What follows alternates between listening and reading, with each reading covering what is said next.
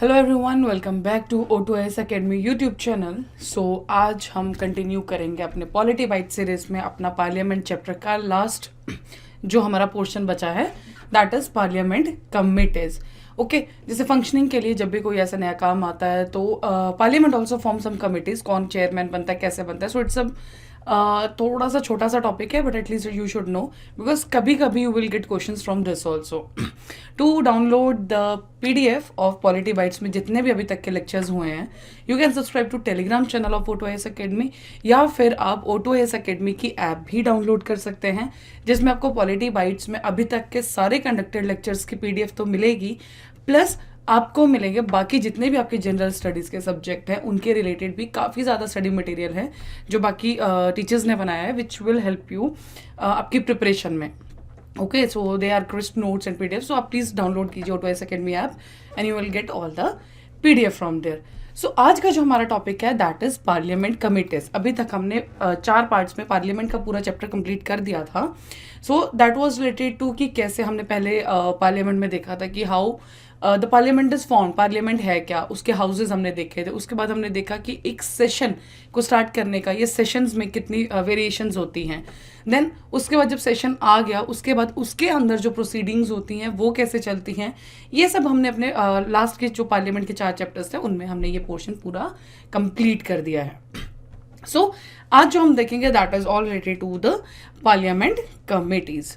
Okay, so जो पहली चीज़ है कि ये कहाँ से ओरिजिन हुआ है, इनका जो पहला जो कहाँ से ये कंसेप्ट लिया गया, that was from the British parliament. तो ये छोटी छोटी चीज़ है कि कौन सा कंसेप्ट कहाँ से बोरो किया गया है, हमारे इंडिया में जो चीज़ फॉलो हो रही है क्या वो कहीं से मैच करती है, प्लस अगर मैच करती है तो क्या कोई डिफ्रेंसिएशन है कि एग्जैक्ट कॉपीड है।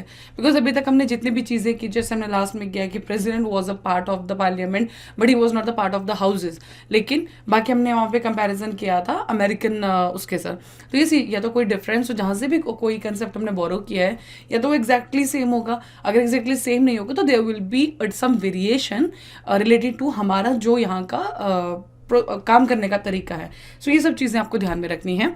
नेक्स्ट इज पार्लियामेंट कमेटी होता क्या है। बेसिकली जब हम कमेटी बात करते हैं तो हम क्या बोलते हैं, ग्रुप ऑफ पीपल, कि एक पैनल बैठा है, so that is a committee. Committee is form. अभी भी हम कितनी कमेटीज पढ़ते हैं, अगर हम जैसे अशोक सेन कमेटी, ये कमेटी, वो कमेटी, तो कुछ कमेटीज बैठती किस चीज़ के लिए, कुछ पर्टिकुलर काम के लिए। बट क्या ऐसी कोई कमेटी भी है जो परमानेंट बैठती है? Yes, there are some committees which are also setting permanent कोई पर्टिकुलर चीज़ के काम देखने के लिए। So basically parliament committee is the panel of MPs, की कुछ एमपीज ने मिलके बैठ के एक होल बना दिया। Is appointed elected by the house और नॉमिनेटेड बाय द स्पीकर और चेयरमैन। क्योंकि अगर जब हम आगे इसको पढ़ेंगे चैप्टर को, सो विल बी सी कि कुछ लोकसभा की कमेटीज हैं, कुछ राज्यसभा की इंडिविजुअल कमेटीज हैं, और कुछ ऐसी कमेटीज हैं जो दोनों की कंबाइंड करके बनी हुई है। सो इसमें हम आज यही कंप्लीट करेंगे।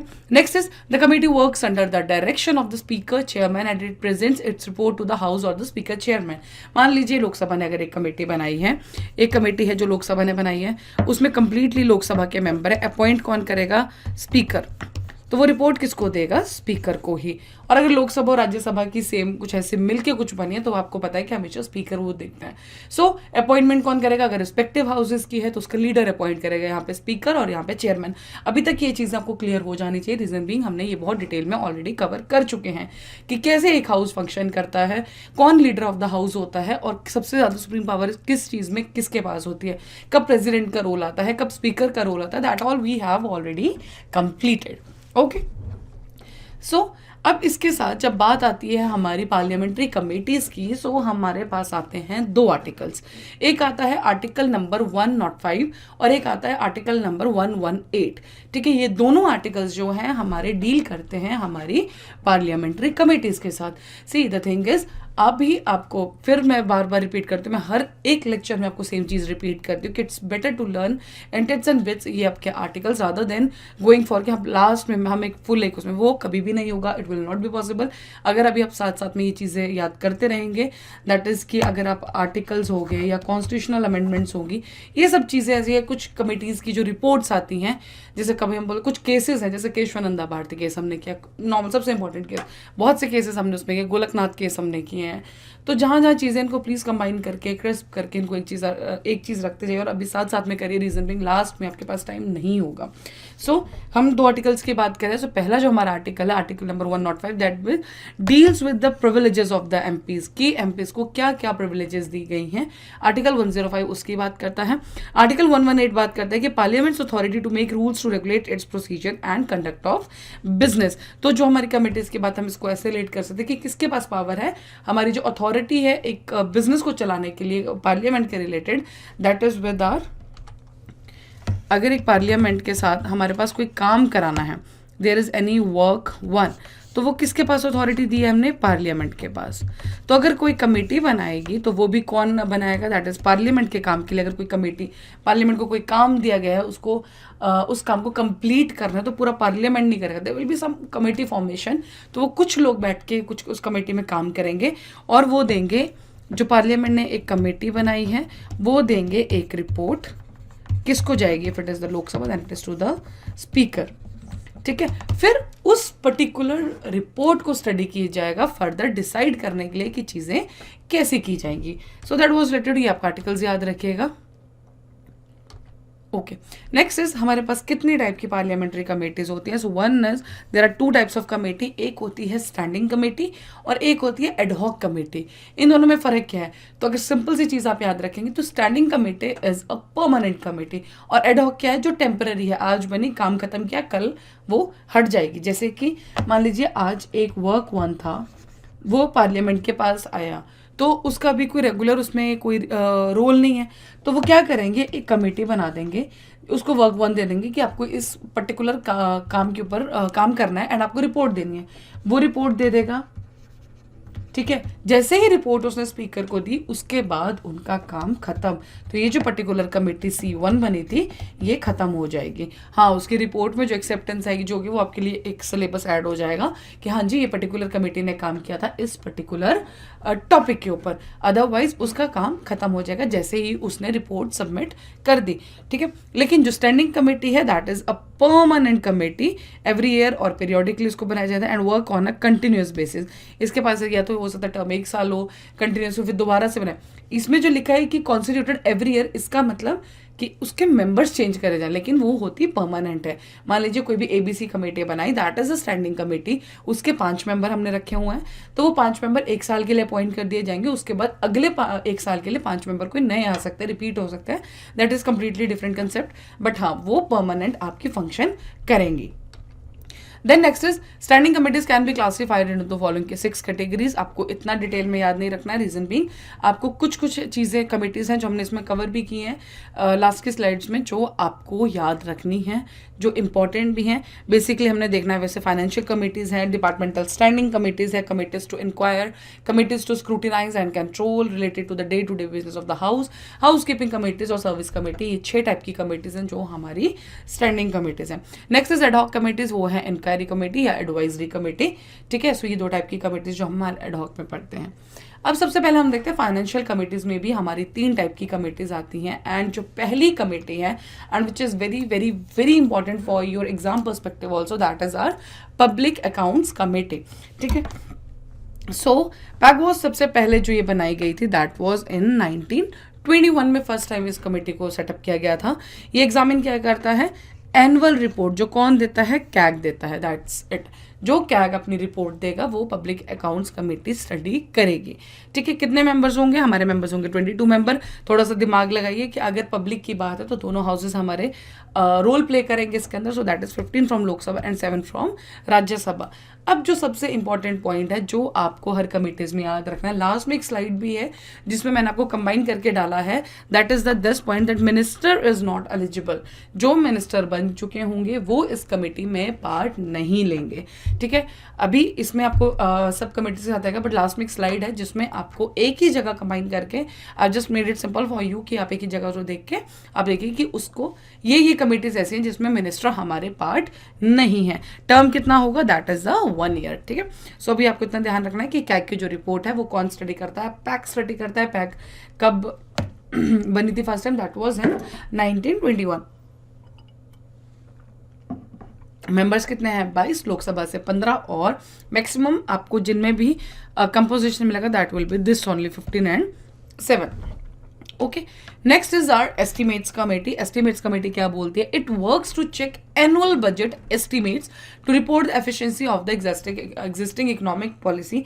जो हमारे बजट के एस्टिमेट्स है ये उनको स्टडी करती है और जो हमारी अभी इकोनॉमिक पॉलिसीज हमारे देश में चल रही हैं उनके साथ कितनी वो एफिशिएंट है. जो हमने हमारा बजट का एस्टिमेट है प्लस हमारा जो इकोनॉमिक पॉलिसीज में अभी जो काम चल रहा है वो कितनी एफिशिएंसी से काम चल रहा है. So that will be studied by our estimates committee. अब इसमें कितने मेंबर्स होते हैं?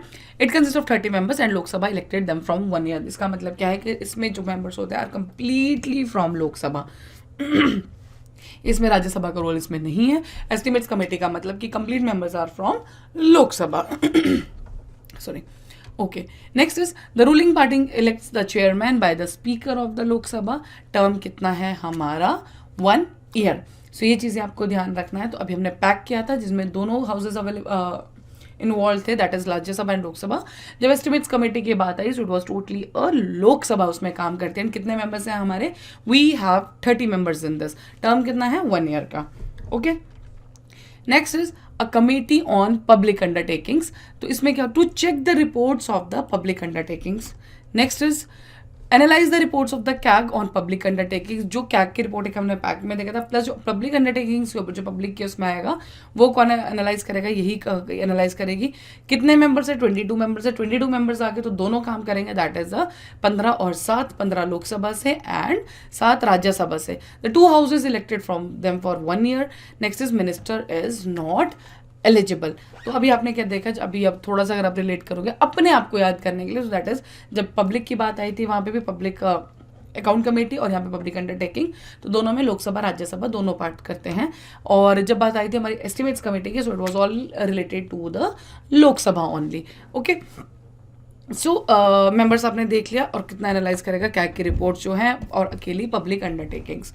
Okay, next is departmental standing committees. अभी फंक्शन में है 24. चेंज होंगी तो प्लीज डू चेक दिस.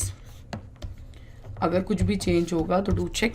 ठीक है, अभी 24 कमेटीज हैं. 16 जो हैं वो लोकसभा के अंडर काम करती हैं और जो बाकी हैं दैट मीन्स 8 जो बची दे आर फंक्शनिंग अंडर हमारी राज्यसभा. नेक्स्ट इज कितने मेंबर्स हैं? हर एक में 31 मेंबर्स हैं. 21 लोकसभा से हैं और 10 जो हैं राज्यसभा से हमारे पास मेंबर्स आते हैं. They check the bills of the concerned ministry. हर एक मिनिस्ट्री के डिपार्टमेंट के साथ ये काम करती हैं. Work on annual reports of the ministries and the demands for grants for the concerned ministries. Departmental standing committee हर एक उसके अंदर एक मिनिस्ट्री काम करते हैं. मिनिस्ट्री के अंदर डिपार्टमेंट्स होते हैं. तो डिपार्टमेंट के साथ एसोसिएटेड हमारी ये मिनिस्ट्रीज हैं, सॉरी कमिटीज हैं. ठीक है, जो काम करते हैं कि आप किसी पर्टिकुलर बिल जो एक मिनिस्ट्री लेके आती है और उसके साथ जो रिपोर्ट्स एनुअल रिपोर्ट्स एक पर्टिकुलर मिनिस्ट्री की, so that is only the function of a departmental standing committees. Next is are committees to inquire, जिसके अंदर आती हैं 3 committees, that is petition, privilege and ethics.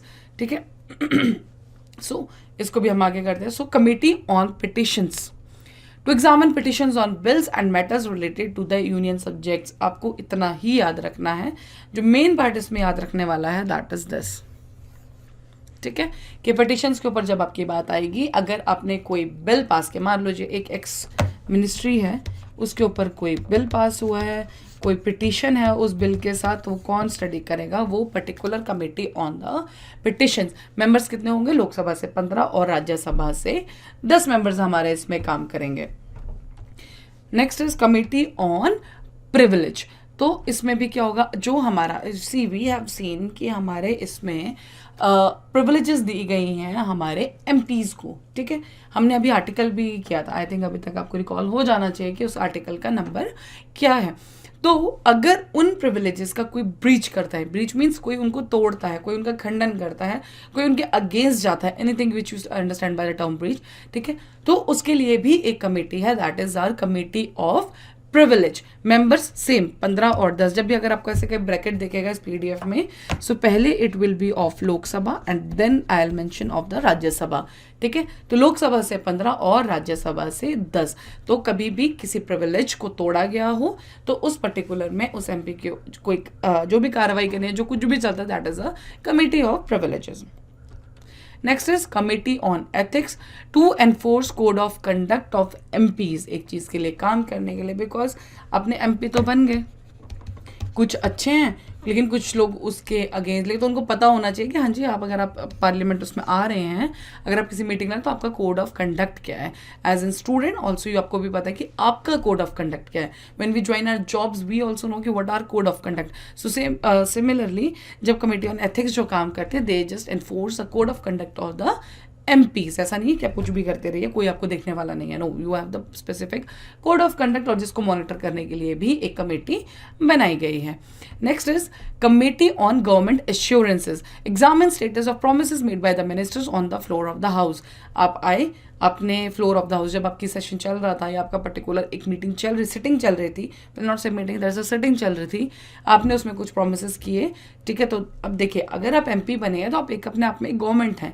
So if you are making some promise, तो आपको उसको देखना है। ऐसा नहीं कि प्रॉमिस करके घर जाके भूल गए जी, छोड़ो, जैसे हम नॉर्मल करते हैं सब, ठीक है। बट द थिंग इज, यहाँ पे गवर्नमेंट की बात है, सो इस पर्टिकुलर चीज को कौन देखेगा कि जो मिनिस्टर ने वहां पे चीज बोली थी, क्या उसने उसको एग्जीक्यूट किया या नहीं किया। So that is our committee on government insurances, और इसमें जो है that is again 15 and 10 means Rajya Sabha और ये है Lok Sabha. Okay, next is our business advisory committee. इसमें क्या है, allocate time for business of the house means okay, हम अभी जब हमने ये लेक्चर स्टार्ट किया था, व्हाट वी हैव स्टार्टेड कि हमारा जो पार्लियामेंट का काम चलेगा, ठीक है, वो एक बिजनेस कंडक्ट करेगा, उसके लिए हमने कमेटीज बनानी है, ठीक है। तो हर एक काम के लिए, मान लिया आज हमारे पास 4 काम आ गए, देखिए आप ना इन सब चीज़ों को अगर अपने अकॉर्डिंग समझेंगे ना, अब छोड़ दीजिए कि वो क्या कर रहा है, ठीक है। अगर आप अपने अकॉर्डिंग समझे तो आपको रिकॉल करने में आसान होगा। आपको जब एक टर्म आप देखते हैं ना, आप उसके डेफिनेशन पढ़िए, या आप उसको टर्म को देख के आपको क्या चीज़ समझ में आ रही है। लाइक बिजनेस एडवाइजरी कमेटी, मतलब जो बिजनेस है उसके लिए एडवाइस, तो एडवाइस के लिए तो कमेटी बैठी है, तो आपको ध्यान रखना है कि उस पर्टिकुलर काम के लिए कितना टाइम एलोकेट होगा हाउस में, बिकॉज हाउस के पास तो एक नॉर्मल टाइम है ना। ऐसा नहीं है ना कि आपके 4 काम थे, 4 में से एक को आपने दे दिए 4 घंटे, दूसरे के लिए 20 मिनट भी नहीं बच रहे हो, ठीक है। So basically allocate time for business of the house. Lok Sabha के कितने मेंबर्स होंगे, 15, including speaker as ex officio chairman. जहां पे भी ऐसी चीज मेंशन्ड है कि स्पीकर ही एक्स ऑफिशियो चेयरमैन होगा, दैट बिकम्स इंपॉर्टेंट। लेकिन जब हमने स्पीकर का पढ़ा था, उसमें भी आई मेंशन्ड इज कि कुछ ऐसी कमेटीज हैं जहां पे पर्टिकुलर स्पीकर ही या फिर चेयरमैन ही हेड होगा। उसमें मैंने आपको दोनों में 3 कमेटीज कराई थी, एक तो भी आपकी यहाँ पे रिपीट हो गई, that is the business advisory committee. 2 और थी, अब आपको याद करना है वो, और अगर आपको अभी याद नहीं है सो आप उसको जाके रिवाइज कीजिए कि ऐसी कौन सी कमेटीज थी जिसके ऑलरेडी फिक्स्ड हैं कि हमारे स्पीकर या चेयरमैन ही उनके हेड होंगे। ओके, सो राज्यसभा में है 11 members including chairman as ex officio chairman. ये दोनों हाउसेस की अपनी अलग अलग कमेटीज होती हैं, ठीक है। Next is Committee on Subordinate Legislation. Examine whether powers to make subordinate legislation are being properly exercised by the executive. Next is 15 member दोनों में होते हैं, that is Lok Sabha and Rajya Sabha की कंप्लीटली 2 ही मेंबर्स इसमें काम, सॉरी दोनों हाउसेस काम करेंगे। मतलब टोटल कितने हो गए आपके, वी हैव 30 मेंबर्स, ठीक है। तो कमेटी और सब ये काम किसे एक्सरसाइज बाय द किसमें, ये चीज ध्यान रखना। It's example. So, whether powers to make subordinate legislation are being properly exercised by the executive. So, that is the I on the executive वाला section जो हमारे functioning में काम करेगा। Next is our rules committee. Rules committee में consider procedure and rules of the house.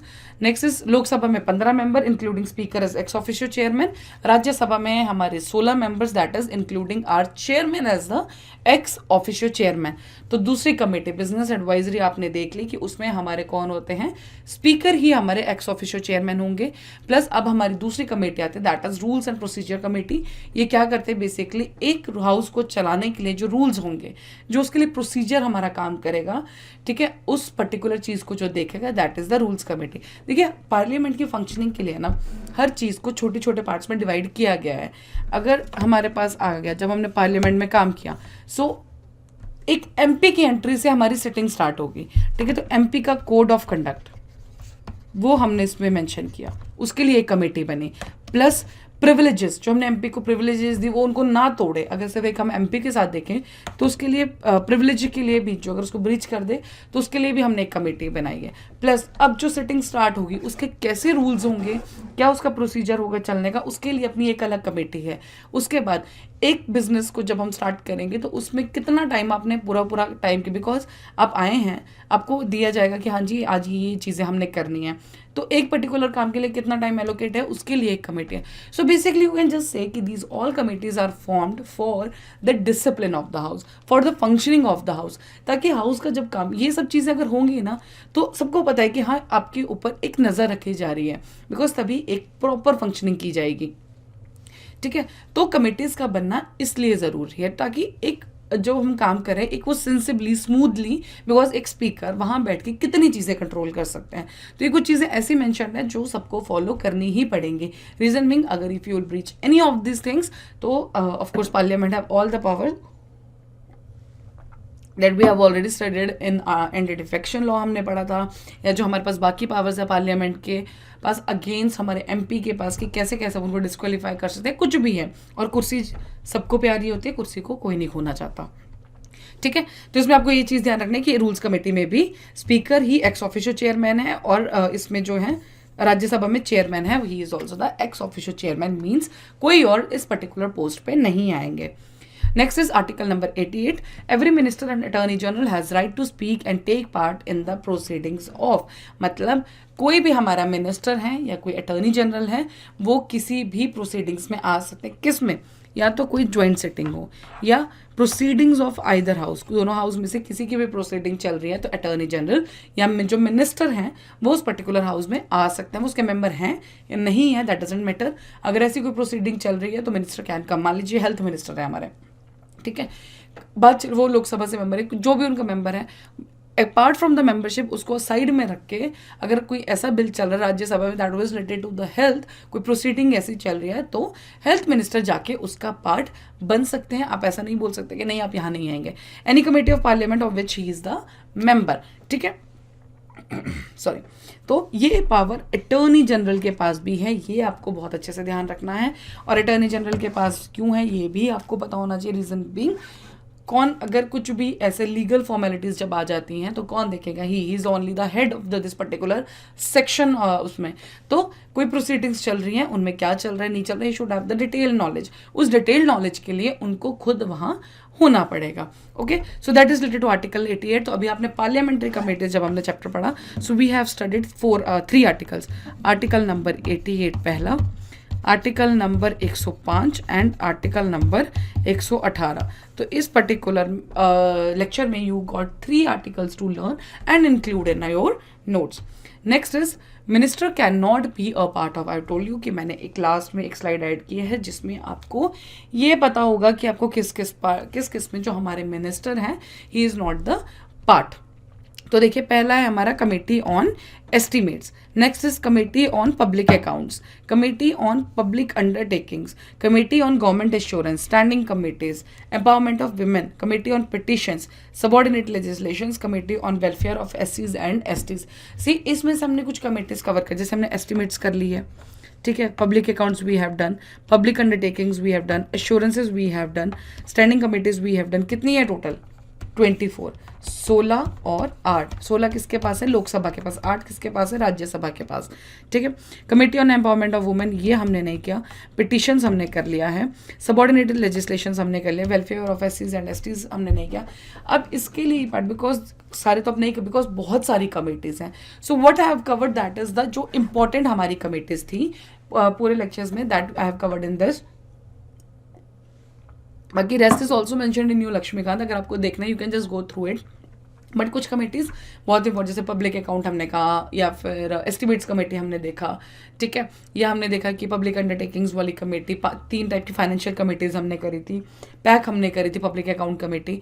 तो ये सारी इंपॉर्टेंट कमेटीज है, बिजनेस एडवाइजरी कमेटी। अब इस पर्टिकुलर लेक्चर में आपको क्या क्या याद रखना है? So what we have to learn, अभी हमने चैप्टर तो कंप्लीट कर लिया, मतलब ये सेक्शन टॉपिक जो है वो that we have completed already. तो इसमें जो आपको चीज़ें याद रखनी है दैट इज, पहले जो हम इसमें चीज़ याद रखेंगे एक कमेटी को लेके कि वो लोकसभा की है या राज्यसभा की है या दोनों की कंबाइंड है, पहली चीज। उसके बाद हम ध्यान रखेंगे मेंबर्स का काउंट। ये मैं आपको इसलिए बोल रही हूँ कि अब जो इसके बाद you will make your notes, उसमें आपको कैसे चीज़ें इंक्लूड करनी है। So then is your members का काउंट। उसके बाद आप ध्यान रखेंगे कि जो मिनिस्टर हैं वो पार्ट हैं या नहीं है। फोर्थ चीज़ आपको ध्यान रखना है, उसका वर्क क्या है, किस चीज़ के लिए बनाया गया। ट्राई टू कि जो आप एक नाम, अगर आपने एस्टिमेट्स देखे तो आपको ध्यान आ जाना चाहिए कि हाँ जी एस्टिमेट लगाना है इकोनॉमिक पॉलिसीज के साथ। पब्लिक अकाउंट्स हम देखा, पब्लिक के लिए हमने काम करना है, तो हमने पब्लिक के ऊपर क्या देखा था, जब पब्लिक की बात आती है तो दोनों हमारी रोल प्ले करती हैं। गवर्नमेंट एश्योरेंसेज, एक अगर मिनिस्टर कोई प्रॉमिस कर रहा है वहाँ बैठ के तो उसको एश्योर करने के लिए भी एक कमेटी कि हाँ जी वो पूरी करे। स्टैंडिंग कमेटीज हमने देखा 24 है, 16 और 18 एक मिनिस्ट्री के साथ वो काम करती है। पिटिशंस, कोई बिल पास होता है उसके ऊपर जो पिटिशंस हैं उसके लिए भी एक हमारी जो लगी है क्या कमेटी है। सबऑर्डिनेट लेजिस्लेशन, एग्जीक्यूटिव कैसे उस पर काम कर रहा है हमें वो देखने के लिए। सो इनका जो वर्क है तो 1 2 3 4 और पांचवी चीज जो है दैट इज आर टर्म। आपको ध्यान रखनी है कि हाँ जी इस पर्टिकुलर कमेटी में जो मिनिस्टर्स बनेंगे, मिनिस्टर पार्ट है या नहीं है। Not we can say minister but we can say कि जो हमारे मेंबर्स होंगे वो कितने टाइम के लिए इसके मेंबर्स हैं, ठीक है, और कहाँ से हैं, कि मिनिस्टर बनेंगे या ना बनेंगे। ये एक लिस्ट मैंने आपको दी है। If you find any other तो भी आप ध्यान रखिएगा, बट आई थिंक अगर कोई मिसिंग होगा भी तो अराउंड एक क्या होता है, but these are the important committees जो आपको पता होनी चाहिए। Okay, so these should be the way या points which are included in your notes, ठीक है, कि हाँ लोकसभा राज्यसभा की है या कंबाइंड है, मेंबर्स कौन है, कितने हैं, 15 और 7 है, 10 हैं, जितने भी हैं, मिनिस्टर पार्ट हो सकते हैं या नहीं हो सकते, उनका काम क्या है एंड टर्म, दैट्स ऑल। एक टेबल बना के भी आप इसको कंप्लीट कर सकते हैं, ठीक है। So now we will see some of the questions with this particular topic. So, with reference to the Parliament of India, which of the following parliamentary committees scrutinizes and reports to the House whether the powers to make regulations, rules, sub-rules, bylaws, etc. conferred by the Constitution or delegated by the Parliament are being properly exercised by the Executive with the scope of such delegation? अब देखिए अगर ना आप इस question को पढ़ेंगे तो बहुत बड़ा सा क्वेश्चन है, लेकिन अगर हमने जब आज का लेक्चर किया था तो मैंने पूरे लेक्चर में एग्जीक्यूटिव जो टर्म है सिर्फ एक बार यूज की थी। एंड जब मैं वो किस में यूज की थी, जब हमने देखा था ये वाली कमेटी, दिस कमेटी, कि आप इस चीज को ऐसे भी समझ सकते हैं कि हमने लेजिस्लेशन कौन लाएगा, जो काम है normal, see it's not a pure meaning of this, but अगर आप समझना चाहें याद रखने के लिए, लेजिस्लेशन कौन लाएगा, एक एमपी, जस्ट अज्यूम दैट। लेकिन उसका सबऑर्डिनेट कौन काम करता है, हमारे जो एग्जीक्यूटिव काम करेगी। तो एग्जीक्यूटिव जो है हमारा सिर्फ एक है, दैट इज सबऑर्डिनेटेड लेजिस्लेशन में। सो इसका जो आंसर आएगा that is the committee on the subordinate legislation. Because जब आप इस क्वेश्चन को पढ़ना शुरू करेंगे तो इसमें देखो कितनी चीजें आती हैं। With reference to the parliament of India which of the following parliament reports to the house whether the powers to make regulations, rules, sub rules, bylaws etcetera conferred by the. अभी तक तो आपको लगेगा कि rules and procedure committee की बात हो रही है, so that is all related to, आप कंफ्यूज कभी भी आप एक अभी इसमें या वो भी डाला हुआ है, तो यहाँ पे रूल्स एंड प्रोसीजर कमेटी डाल देते हो। और सिर्फ अगर आप इतना ही क्वेश्चन पढ़े जल्दबाजी में तो you will mark that and यहीं पे आपका हो जाएगा loss. So just go with, आगे ही आ जाएगा, being properly exercise by the किससे, एग्जीक्यूटिव, ठीक है। तो when it comes to the executive then it is our subordinate legislation. So our answer will be B. Next is, in India, which of the following review the independent regulators in sectors like telecommunications, insurance, electricity, etc. ठीक है, इसमें कौन कौन दिया गया है, ad hoc committees set up by the parliament, parliamentary department related standing committees, finance commission, financial sector legislative reforms commission, NITI Aayog, ठीक है। अब इसमें हम देखेंगे तो देखिए पहली बात तो finance commission, which of the following the independent regulators in sectors like telecommunication, insurance, electricity. अगर आपको ऐसे नहीं समझ आता है तो we are talking about the specific sector. तो जब स्पेसिफिक सेक्टर की बात आएगी, जो स्पेसिफिक सेक्टर की मिनिस्ट्री भी हो सकती है, ठीक है। तो फाइनेंस कमीशन तो वैसे ही बाहर निकाल दीजिए, फाइनेंस कमीशन का कोई रोल नहीं आएगा, तो बी एंड सी बाहर हो गया। बचा कौन, फर्स्ट, सेकंड एंड 5। अब देखिए बात आई नीति आयोग को हम पहले देखते हैं। तो नीति आयोग एक इंडिपेंडेंट रेगुलेटर के साथ बार बार रोज उसमें काम नहीं कर, रिव्यू देना है। It was the following review the independent regulators, तो नीति आयोग भी नहीं आएगा। सो हमारे पास क्या बचा, एक ही ऑप्शन बचता है, that is ad hoc committees set up by the parliament या parliamentary department related standing committees. यही दो हैं जो इस पर्टिकुलर चीज पे फंक्शन करेंगे, ठीक है, कि कौन सी चीज कैसे काम करेगी। So answer will be your A. Last question of the day is, while members of Rajya Sabha are associated with committees on public accounts and public undertakings, members of committee on estimates are drawn entirely from Lok Sabha। ठीक है, अब जब हमने बात की थी public और उसकी राज्य पब्लिक अंडरटेकिंग, और जब हमने पब्लिक बोला था पैक और पब्लिक अंडरटेकिंग, मैंने कहा था पब्लिक की बात है, दोनों हाउसेज रोल प्ले करेंगे, तो यहाँ तक तो सही है। और आज हमने एक कमेटी ऐसी की है, बाकी तो हमने कंप्लीट कर दी थी जब हमने स्टैंडिंग कमेटीज देखी थी, बट एस्टिमेट्स में क्या था कि दोनों जो एस्टिमेट्स है कंप्लीट मेंबर्स कहाँ से थे, हमारे लोकसभा से। तो फर्स्ट इज करेक्ट, बी तो निकल गया, अगर फर्स्ट सही है, करेक्ट ही बताना है हमें। Ministry of Parliamentary Affairs work under overall direction of Cabinet Committee on Parliamentary Affairs। तो दिस इस आज के लेक्चर में कवर नहीं, बट हमने पहले ही कंप्लीट करा हुआ है कि जो हमारे पार्लियामेंट अफेयर्स के मिनिस्ट्री है वो किसके अंडर काम करते हैं, हमारे कैबिनेट के डायरेक्शन में, ठीक है। सो सेकंड भी is correct. Minister of parliament affair nominates member of parliament on committees, councils, boards and commission etcetera set up by the government of India and various ministers. It's also correct, ठीक है, क्योंकि बात हो रही है parliamentary affair ministry की, member of parliament को ही nominate करेगी अगर कोई पर्टिकुलर कंसर्न हमारे पास ऐसा काम चल रहा है, कोई गवर्नमेंट उसमें आ रही है, ठीक है। So this is also correct, the answer will be D for this particular question. Okay, so that's all about today's lecture. आज के लेक्चर में we have completed all the parliamentary committees. I just hope अभी आपको ये समझ आ गया हो कि आपको नोट्स कैसे बनाने। अब बाकी सब छोड़िए, you have to make one table. आप कमेटी का नाम लिखिए, we can just do this here, ठीक है। आप एक टेबल बनाइए, कमेटी का नाम लिखिए, हाउस लिखिए कि दोनों हैं कि नहीं, मेंबर का काउंट लिखिए, वर्क लिखिए, and then you mention term, ठीक है। कुछ और बचता है XYZ कोई चीज़ और एक्स्ट्रा है, then you can mention that also in this. So that's all about this today's lecture, that is parliamentary committees. इसके बाद वी विल, अब हाँ, next lecture we will cover with the bills, ठीक है, जो मैं आपको हर एक लेक्चर से कब से बोलते आ रही हूँ कि व्हाट आर द बिल्स, ये हम कवर करेंगे अब नेक्स्ट लेक्चर में। So thank you so much, do revise this, but इसको रिवाइज करने का एक ही तरीका है, मेक अ प्रॉपर टेबल। उसमें 4-5 कॉलम बनाइए, रोज बनाइए, सारी कमेटीज को मेंशन कीजिए, बिकॉज सबके जो इंक्लूडिंग पॉइंट्स है दे आर सेम, तो आपको उसमें कुछ अलग नहीं देखना है। So you have to just mention there. Okay, thank you so much. Download the PDF from O2S Academy app, उसको आप डाउनलोड कीजिए पहले ऐप को, वहाँ पे आपको पॉलिटी बाइट्स की जितनी भी अभी तक की PDFs आपको सारी मिलेंगी, and you can revise, and that will also help you in making the notes. Thank you so much.